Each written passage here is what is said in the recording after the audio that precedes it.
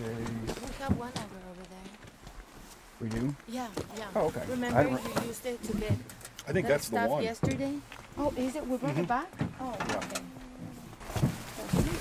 I brought it over there.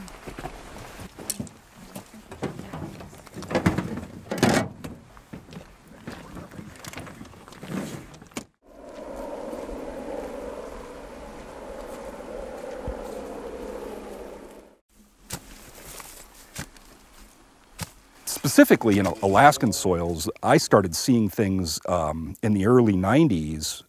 You know, we always knew that with some kind of a disturbance, particularly in the interior where the permafrost is much warmer, so it's more conducive to any little change is going to affect it.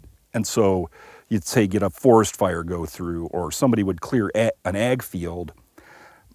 The permafrost would melt and go away, and in some cases, if you had ice-rich permafrost, it would cause rather large melting holes, you know, thermal erosion or thermokarst. As far as infrastructure, as far as agriculture and all that kind of thing, I mean, it's a tremendous impact.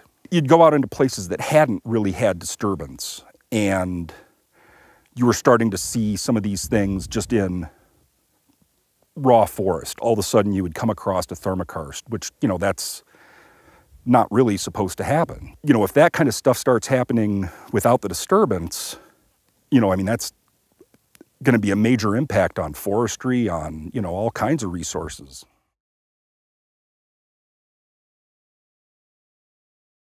You know, ultimately, there's not a fine line. It's going to, you know, make other impacts on other resources that are just as, you know, economical. I mean, if you look at the fishing industry up here, seafood in general, you know, warming oceans, declining fisheries, that's going to make a difference as well. You know, so if we can get them to come on board, hopefully more people will listen.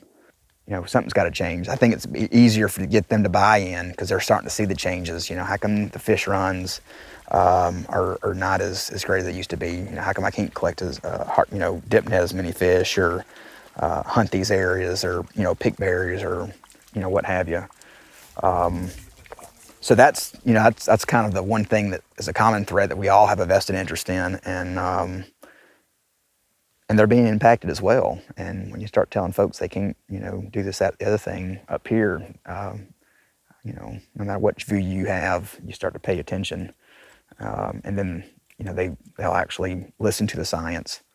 It's just like with most people. I think they're interested in kind of what's going on in their daily lives at the time. So if they are a person who's being affected by it, for instance, their house is starting to fall apart because of melting permafrost, or, you know, that hay field that they used to go out and cut is suddenly too rough and bumpy to go out and cut.